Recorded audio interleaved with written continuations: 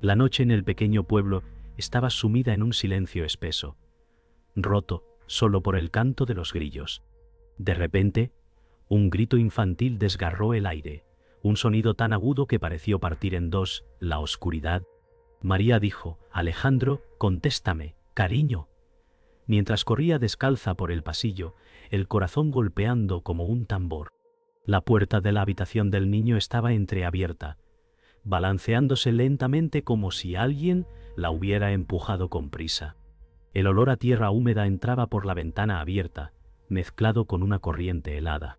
Antonio, su marido, gritó: «Esto no puede estar pasando aquí», mientras encendía las luces, revelando juguetes desordenados en el suelo como si hubieran caído de manos temblorosas. Los vecinos empezaron a asomarse desde las ventanas, alertados por el clamor, rostros confundidos y pálidos bajo la luz amarillenta de las farolas. El silencio volvió, pero el eco del grito se quedó suspendido, clavándose en cada rincón de la casa y del alma de los presentes. Era el inicio de un horror imposible de detener. María seguía gritando el nombre de Alejandro, su voz quebrada chocando contra las paredes de la casa. Antonio corría de habitación en habitación, abriendo armarios y golpeando puertas, como si el niño pudiera aparecer de repente. El silencio era la respuesta más cruel. En la calle, Isabel murmuró: «Esto no es normal. Algo terrible ha pasado», mientras los vecinos intercambiaban miradas nerviosas. El viento arrastraba el olor húmedo de la tierra, un recordatorio extraño en una noche despejada. Nadie quería pronunciar la palabra secuestro, pero todos la pensaban. La angustia de la familia se transformaba en un peso insoportable que oprimía incluso a quienes estaban fuera de la casa. El pueblo entero parecía contener la respiración, atrapado en un instante donde lo cotidiano se quebraba y lo imposible se abría paso. El reloj del pasillo marcaba cada segundo como un martillo. María, con las manos en el rostro, se desplomó en la mesa del comedor. Antonio golpeaba con fuerza la pared, dejando marcas en la pintura pentecostal. «¡No puede haberse esfumado!», gritó con la voz cargada de furia y miedo. Los vecinos comenzaban a congregarse frente a la casa, cruzando los brazos, hablando en susurros. Isabel dijo: «Nunca escuché un grito tan horrible». La sospecha flotaba en el aire, pesada, como si el pueblo entero temiera reconocer que algo monstruoso habitaba entre ellos. La policía llegó minutos después, 2 coches con luces que destellaban en la calle vacía. El inspector Javier salió del vehículo, rostro serio y cansado. María corrió hacia él diciendo: «Por favor, encuentre a mi hijo». Sus palabras eran un ruego y una orden al mismo tiempo. Javier observó la ventana abierta, los juguetes en el suelo, y dijo en voz baja: «Esto no es un simple extravío». Los agentes comenzaron a revisar la casa, anotando cada detalle, mientras el murmullo de los vecinos crecía como un coro de miedo. La noche se volvió interminable. Los agentes rastreaban el jardín con linternas, alumbrando huellas que se perdían en la tierra húmeda. Antonio, con el rostro desencajado, repetía: «Lo encontrarán, como si las palabras pudieran invocar un milagro». María permanecía inmóvil, abrazando el pijama vacío de Alejandro, un objeto convertido en símbolo de ausencia. Javier miró hacia el bosque cercano y murmuró: «Si alguien lo ha tomado, no se ha ido lejos». El viento soplaba entre los árboles, arrastrando consigo un silencio que prometía más terror. Conto. María permanecía en el sofá, abrazando una manta con la misma desesperación con que abrazaba el recuerdo de Alejandro. Sus lágrimas ya no eran ruidosas, eran silenciosas, como ríos agotados que siguen corriendo aunque nadie los escuche. Antonio caminaba de un lado a otro, repitiendo: «Volverá, volverá», como si las palabras pudieran doblar la realidad. El inspector Javier la observaba con ojos cansados y dijo: «Entiendo su dolor, pero necesitamos cada detalle». María levantó la vista, ojos rojos, voz rota, y contestó: «Me lo arrancaron de los brazos sin que pudiera verlo». El eco de esa frase recorrió la sala, clavándose en las paredes como un cuchillo. Isabel, Desde la ventana, susurró a otro vecino: «No podremos dormir nunca más tranquilos». El pueblo entero comenzaba a sentir la pérdida como propia. Antonio salió al patio, con los puños cerrados y la respiración agitada. Miró al cielo estrellado y gritó: «Dios, devuélvemelo». Su voz se perdió en la noche. El vecino Manuel se acercó lentamente y dijo: «Esto va más allá de nosotros, Antonio. Aquí hay alguien que juega con todos». La rabia de Antonio chocaba con la calma forzada de quienes intentaban ayudar, pero el dolor lo hacía sordo. María, apoyada en el marco de la puerta, temblaba y repetía: «Él necesita que lo encontremos». Mas cuando se hizo, el viento movía las hojas secas como un aplauso macabro, recordándoles que la naturaleza también era testigo del horror. En la cocina, el inspector Javier abrió su libreta, escribiendo lentamente cada palabra que María pronunciaba. «Alejandro dijo que tenía miedo de la sombra en la ventana hace 2 noches», explicó ella con un hilo de voz. Javier levantó la mirada y respondió: «Esa sombra puede ser la clave». Antonio interrumpió golpeando la mesa: «¿Y ustedes no hicieron nada cuando denunciamos ruidos en el bosque?». El silencio volvió a caer, pesado como plomo. Isabel, desde la puerta, murmuró: «Quizá no escucharon porque nadie quería creer que algo tan oscuro podía vivir aquí». Los vecinos comenzaron a reunirse en la plaza al día siguiente, cada uno aportando rumores, sospechas, historias incompletas. Una mujer afirmó haber visto una silueta en el bosque. Otro aseguró que escuchó pasos detrás de su casa. Las palabras se mezclaban, creando un caldo espeso de miedo y desconfianza. Manuel alzó la voz: «Dejemos de culparnos y pensemos en el niño». Pero las miradas se torcieron. Todos se preguntaban quién podía esconder tanta oscuridad tras una cara conocida. La comunidad empezaba a fracturarse. María regresó a la habitación de Alejandro. Se sentó en la cama, acariciando la almohada vacía. Susurró: «Hijo, te prometo que volverás conmigo». Las paredes parecían responder con un silencio ensordecedor. El inspector Javier, desde el pasillo, la observaba sin interrumpir, sabiendo que esa mujer llevaba sobre sus hombros no solo el dolor de madre, sino también el peso de todo un pueblo que se reflejaba en su llanto. La noche llegaba de nuevo y con ella la certeza de que la pesadilla apenas comenzaba. 3 días después, otro niño desapareció en el pueblo vecino. El pánico se expandió como un incendio. La noticia llegó a la casa de María y Antonio, destrozando la poca esperanza que quedaba. «No es solo Alejandro», dijo Javier con el rostro sombrío, «esto es un patrón». Antonio golpeó la mesa y gritó: «¿Qué esperan para atraparlo?». El silencio de la comunidad se convirtió en miedo abierto, transformando las calles en pasillos de sospecha donde cada mirada podía ocultar un secreto. Las entrevistas a testigos comenzaron a mostrar contradicciones. Una vecina aseguraba haber visto a un hombre alto rondando cerca del colegio. Otro juraba que no había visto nada extraño. Javier cerró los ojos con frustración y dijo: «Las versiones no encajan. Alguien miente». María escuchaba desde la cocina, sintiendo que el tiempo se escapaba como arena entre los dedos. Cada palabra parecía desmoronar más la confianza en la comunidad. En las noches, el bosque parecía murmurar.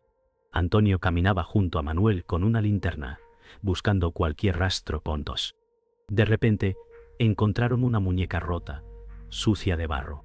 Antonio se detuvo, respiración entrecortada, y dijo: «Esto no debería estar aquí». Manuel tragó saliva y respondió: «Alguien quiere que tengamos miedo». El hallazgo se convirtió en el nuevo rumor del pueblo, otro clavo en la cruz de su tranquilidad. El miedo empezó a dividir familias. Isabel acusó a un vecino de encubrir al culpable. «Siempre llega tarde, siempre evita hablar», murmuró con veneno en la voz. La comunidad se miraba con sospecha, como si cada puerta pudiera ocultar al monstruo. Javier dijo: «Si dejamos que el miedo nos ciegue, el asesino gana sin mover un dedo». Pero las palabras se ahogaban entre miradas cargadas de rabia y desconfianza. Las pruebas que podrían haber dado una pista desaparecieron misteriosamente del archivo policial. Javier golpeó el escritorio y murmuró: «Esto es sabotaje». María sintió cómo la esperanza se apagaba un poco más. Antonio se inclinó hacia él y gritó: «Si alguien en la policía lo protege, estamos perdidos». El peso del fracaso del sistema se hacía insoportable. Afuera, las campanas de la iglesia repicaban, recordando a todos que ni siquiera la fe podía detener el horror que crecía. El rumor se expandió como pólvora. El sospechoso era un hombre que todos conocían, alguien cercano. María se aferró a la idea de que aquello era imposible, mientras Antonio murmuraba: «Siempre estuvo con nosotros, nadie lo habría imaginado». El inspector Javier revisaba archivos y descubrió que varios testigos habían mencionado a Diego, el vecino que solía ayudar con los niños en la iglesia. La calma aparente de ese hombre ahora se teñía de sospecha. Isabel, con la voz temblorosa, dijo: «Lo vimos jugar con Alejandro días antes». La comunidad entera se quedó helada. La traición parecía venir de dentro. Diego fue interrogado, pero su voz tranquila desconcertó a todos. «No hice nada», repitió con un gesto casi sereno. Javier, apretando la mandíbula, le respondió: «Las coincidencias se han acabado». María sintió cómo su cuerpo temblaba al ver que alguien tan cercano podía ocultar un secreto atroz. Antonio apretó los dientes y murmuró: «Lo sabía, siempre escondía algo detrás de esa sonrisa». El pueblo comenzaba a dividirse entre los que lo defendían y los que lo acusaban con ferocidad. El registro de la casa de Diego reveló algo escalofriante. En un cuarto oscuro había recortes de periódicos sobre desapariciones pasadas, dibujos infantiles y una cuerda recién cortada. Antonio gritó: «¡Maldito enfermo!», mientras intentaba abalanzarse, detenido por los agentes. Javier dijo en voz baja: «Esto cambia todo. Ahora sabemos que no era azar». María se llevó las manos al rostro, incapaz de asimilar que el monstruo había vivido tan cerca, compartiendo calles, saludos y fiestas con todos. La comunidad estalló en gritos y acusaciones. Algunos vecinos defendían a Diego, diciendo que siempre había sido amable, que jamás lo imaginaron. Otros lo señalaban como el monstruo. Isabel exclamó: «Lo vi llevarse de la mano a Alejandro aquella tarde». Diego, con voz helada, respondió: «Siempre cuidé de los niños, jamás les hice daño». Esa mezcla de verdades y mentiras confundía aún más. Pero el miedo convertía a todos en jueces sin piedad. Javier sabía que debía actuar rápido antes de que el pueblo se destrozara por dentro. Esa noche, Javier encontró una prueba definitiva. En una caja oculta bajo el suelo de la casa de Diego, había un zapato pequeño con barro aún fresco. María lo reconoció al instante, y su grito fue desgarrador: «¡Es de Alejandro!». El peso de la verdad cayó como un martillo sobre todos. Diego fue esposado, pero en su mirada no había miedo, sino una sonrisa helada que erizó la piel de quienes la vieron. El monstruo había estado a plena vista, disfrazado de vecino ejemplar. Punto. Diego fue trasladado esposado entre empujones, mientras la multitud gritaba con rabia. Antonio intentó abalanzarse de nuevo, pero Javier lo detuvo: «Si lo tocas, le das poder». Diego, con una calma perturbadora, murmuró: «Nunca sabrán toda la verdad». La frase heló la sangre de todos, como si aún quedara un secreto mayor escondido. María sollozaba, sintiendo que cada segundo era una tortura. El pueblo entero estaba al borde del colapso. En el interrogatorio final, Diego habló con frialdad. «Me gusta ver cómo buscan en la oscuridad», dijo, sonriendo con arrogancia. Javier respondió con voz firme: «Pero esta vez la oscuridad se cerró sobre ti». María observaba desde el cristal, con la respiración agitada, deseando escuchar dónde estaba Alejandro. Pero Diego solo agregó: «No siempre los monstruos se esconden en cuevas. A veces se sientan a cenar con vosotros». La tensión se hizo insoportable. En medio del caos, una llamada sacudió la comisaría. Otro niño había desaparecido esa misma noche. Javier palideció, comprendiendo lo imposible. Diego no estaba solo. «Tiene un cómplice», susurró. Antonio golpeó la mesa con furia, gritando: «Siempre estuvo planeado». María cayó de rodillas, con el alma desgarrada. El horror alcanzaba un punto insoportable, porque la verdad se volvía aún más cruel de lo que habían imaginado. La policía organizó una redada urgente. Las sirenas iluminaban la noche mientras coches atravesaban el pueblo hacia el bosque. Javier, con los ojos llenos de determinación, gritó: «¡Hoy termina todo!».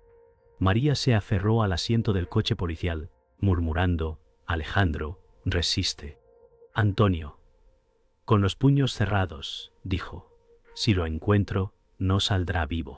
La tensión alcanzaba un clímax insoportable, un nudo que apretaba la garganta de todos. La redada culminó en una cabaña abandonada en medio del bosque. El silencio se rompió con la irrupción de los agentes. Antonio gritó: «¡Alejandro!», mientras Javier ordenaba: «Aseguren cada rincón». Dentro, el aire estaba cargado de humedad y miedo. Unos pasos resonaron desde el sótano.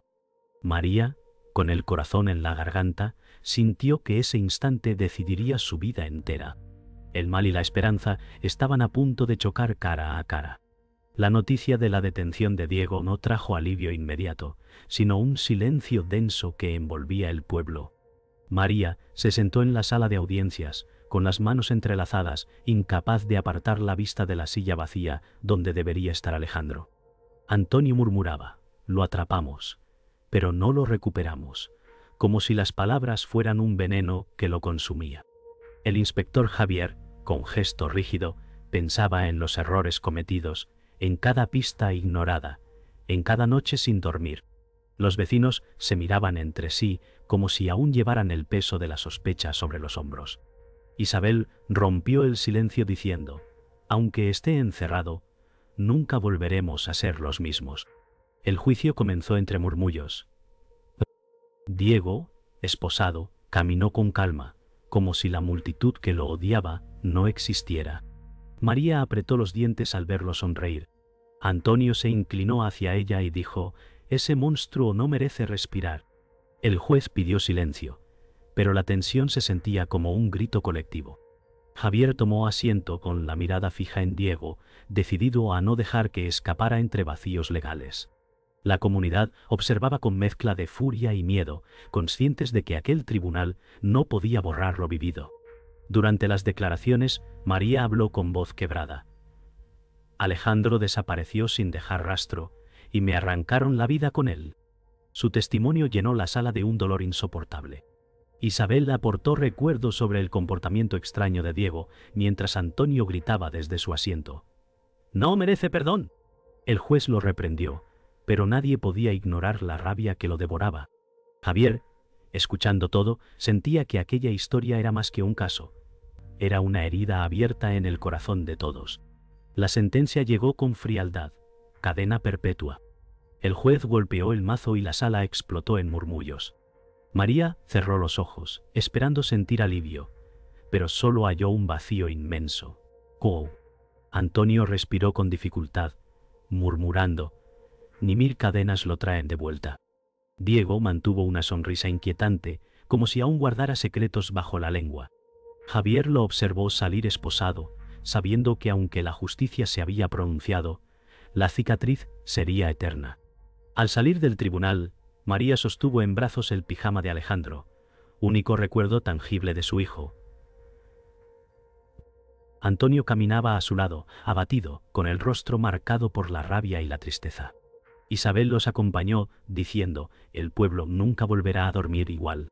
Javier, detrás de ellos, observaba el horizonte y pensaba que la justicia había cumplido su papel, pero no había devuelto la paz. El sol caía sobre el pueblo, bañando de luz un lugar que ya nunca sería el mismo. En la celda, Diego se recostaba contra la pared con calma perturbadora. Miró a los guardias y dijo: «Nunca encontrarán a todos». Sus palabras resonaron como veneno, sembrando dudas incluso en la certeza de su condena. Mientras tanto, María lloraba en su casa, abrazada al pijama vacío, como si aún pudiera oler a su hijo en la tela. Antonio, incapaz de soportarlo, golpeaba la mesa repitiendo: «No nos ha contado todo». Javier, desde su oficina, repasaba informes con rabia contenida, consciente de que la verdad seguía incompleta. El pueblo intentaba volver a la rutina, pero cada esquina recordaba el horror vivido. Los niños ya no jugaban en la plaza sin la mirada constante de sus padres. Isabel comentó en voz baja: «Aquí ya no hay confianza, solo miedo». María caminaba por la calle y las miradas de los vecinos se apartaban, como si verla fuera demasiado doloroso. Antonio evitaba salir, encerrado en su propio resentimiento. Javier, en silencio, sabía que la sombra de aquel crimen seguiría presente en cada paso del pueblo. Una carta anónima llegó a la comisaría días después. Javier la abrió con manos tensas y leyó: «No todos los cuerpos han sido hallados». Su corazón se detuvo por un instante. Llamó a María y Antonio para informarlos, y la desesperación regresó con más fuerza. María gritó: «Entonces sigue jugando con nosotros». Antonio apretó los puños, jurando: «Lo haré hablar, aunque me cueste la vida». La herida, lejos de cerrarse, volvía a sangrar. María visitó la habitación de Alejandro una vez más. Se sentó en la cama y dijo en susurros: «Perdona que no te encontrara a tiempo». Sus lágrimas empaparon la almohada. Antonio se apoyó en la puerta, incapaz de entrar, como si aquel espacio le negara la entrada. Afuera, el viento golpeaba las ventanas, arrastrando un silencio que parecía eterno. Isabel dejó flores en la puerta, diciendo: «Nunca lo olvidaremos». Pero el dolor no se disipaba, se transformaba en un vacío eterno. La historia terminó con un eco perturbador. En la celda, Diego susurró a un guardia: «Siempre quedará un secreto enterrado». El guardia no respondió, pero el escalofrío recorrió su espalda. En el pueblo, las campanas repicaban con un sonido hueco, como si anunciaran que la paz nunca volvería. María y Antonio se miraron en silencio, compartiendo una herida que jamás sanaría. El caso estaba cerrado para la justicia, pero abierto para el alma de todos. El horror no desapareció, se convirtió en parte de ellos.